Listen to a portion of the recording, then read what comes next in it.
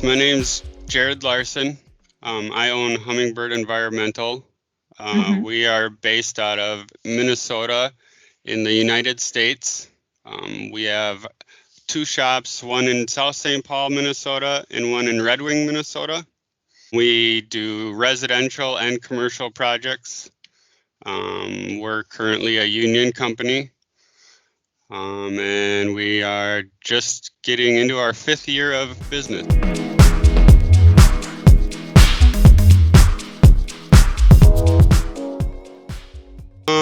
As far as I could find, 1935 was the first case of lung cancer that was attributed to asbestos. And then the OSHA construction standards and industrial standards, EPA worker protection rule, and EPA NESHAP all started to progress after that. And then from then, in 1960, there was a doctor by the name of Irving Selkoff. He actually conclusively, which means he linked asbestos to lung cancer. I guess in 1976, there was a Toxic Substance Control Act that gave the EPA power to restrict like certain chemicals and materials that contained asbestos to be used in our country. 1970 in our country, the Clean Air Act, which was also given the EPA regulatory power to ban spray on asbestos.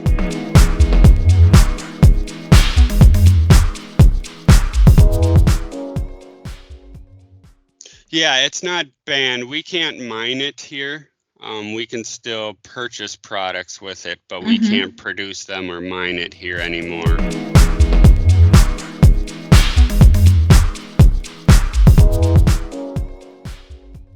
Yeah, it does vary a little bit state to state in our country. So in the U.S., the EPA, they're the Environmental Protection Agency. They regulate asbestos in schools. They make management plans for commercial buildings. They do all sorts of stuff, asbestos response action plans. They developed a model plan for each state to give authority to like what we would call a competent person or an inspector or somebody licensed enough to give people correct action towards what happens if they're exposed to asbestos, or if the asbestos in the school, how to maybe repair or minor stuff to deal with it to where you wouldn't need an abatement company to do it. And then we have OSHA, and they regulate like kind of like the working conditions. So they make sure that the workers are kept safe. They have all the correct PPE, which is personal protective equipment, masks. We call them coveralls, suits, gloves, boots, stuff like that. And then just to make sure that they every year we have to get what we call a physical by the doctor to make sure that we're not being exposed to asbestos more and more each year, and that our lungs aren't getting worse and worse. And if they are, the physical exams will let us know that, maybe the employer or the employee themselves aren't protecting themselves enough. But OSHA basically makes sure that everybody has what they need to be safe, and that they're doing it safely. Otherwise, basically, we have the Minnesota Department of Health. That's who gives us our permits for working with asbestos. If you're working with certain amounts of asbestos in commercial or residential properties, you have to pull a permit to work on that job site.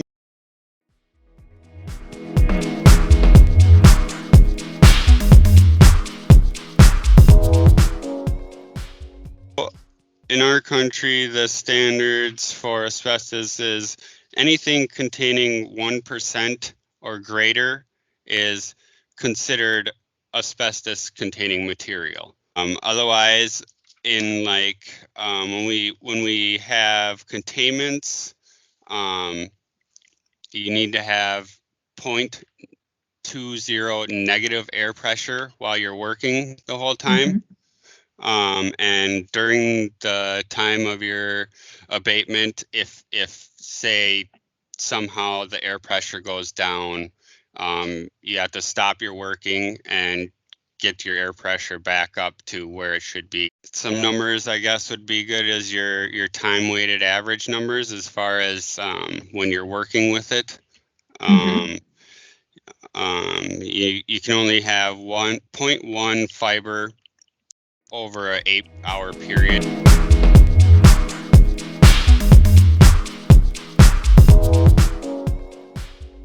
We have 3 types of microscopes that we use to detect asbestos. We have a polarized light microscopy, which we kind of call PLM testing. We have TEM testing, which is transmission electron microscopy. And then we have PCM, which is phase contrast microscopy.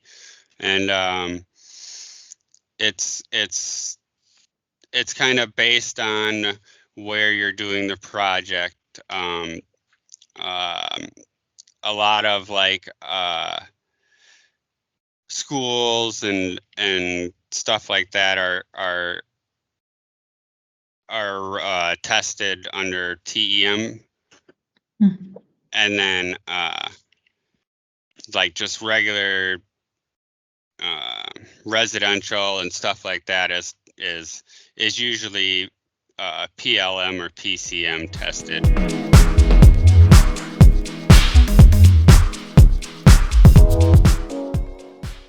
We have category 1 and category 2.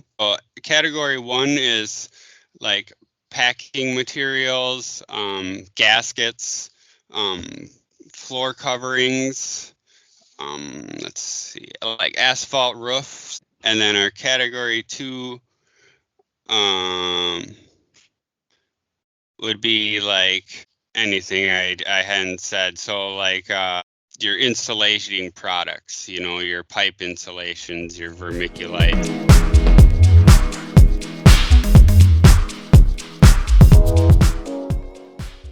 In the United States, and depending on which state, you have to have a licensed asbestos inspector come and determine which products in your house or materials actually contain asbestos.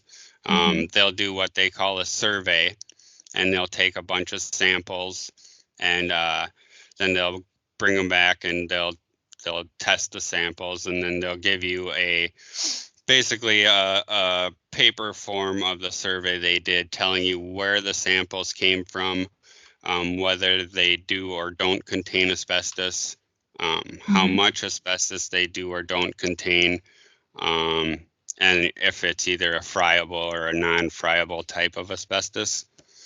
After you get that back and you kind of decide if you're a homeowner, whether you're gonna, because a homeowner in the United States could do like a siding project where they take off the transite siding of their home, as long as they did it under the correct rules and regulations of our state. After they decide whether they are or not going to do the project on their own, they would end up calling either an abatement company themselves. Basically, you'd start with you always want to do your paperwork first, so you have your guys sign in, and then you start pre-cleaning and you put up a decon unit, which is where you shower out or shower in to go and do the work. You get clean.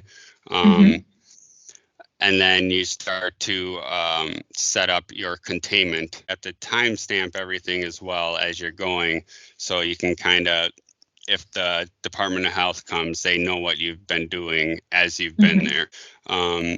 If it's in a project where there's people that are going to be there, or people are going to be there after you're there, you need to have a 7-point abatement plan, which basically tells you, or tells the people that could be the public or Department of Health, tells you who's doing the project, how big the project is. Yes, that's kind of like any project that's bigger scale than what we would call a glove bag. If you were going to do a glove bag project, which is a smaller project, you don't have to build a containment.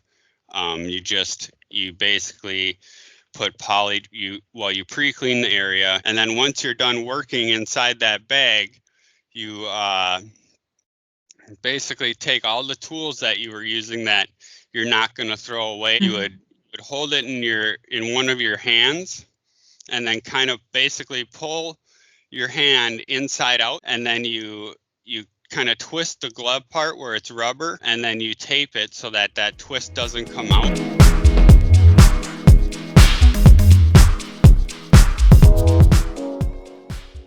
But once you get the okay that your samples have passed, then you can tear down your equipment or the remaining containment and your equipment out of there.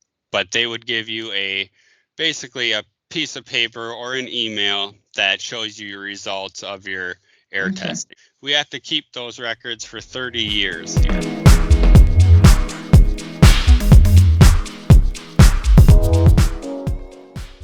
Johnson & Johnson baby powder. I mean, I'm sure there's a bunch of them out there, but the public is kind of not aware of how much asbestos is actually out there in certain materials. They've also been doing their testing and then kind of having delays in the results, and then some of the results do contain, but some of them don't contain, and it's minimal amounts, and then it's kind of there, it's more or less lawyers going back and forth, and whatever gets to the public kind of gets to the public.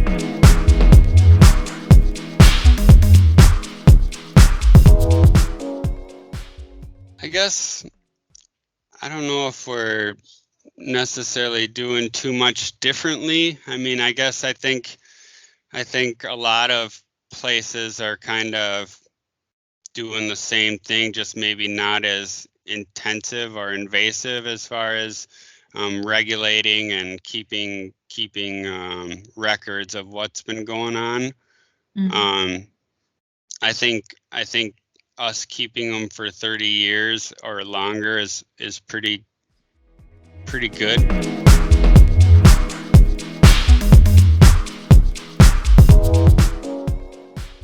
I think the United States might actually try to ban it altogether, or it would just be a matter of being able to replace the products that use it with something else, because now they are kind of starting to change rules and regulations state to state.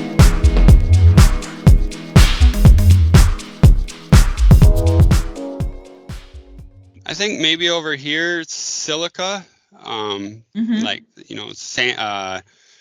stuff to do with silica is kind of getting a watchful eye now. I think a lot of cement contractors and even bricklayers, because they cut through bricks and stuff and are exposed to that dust, is going to be the next type of regulated working environment.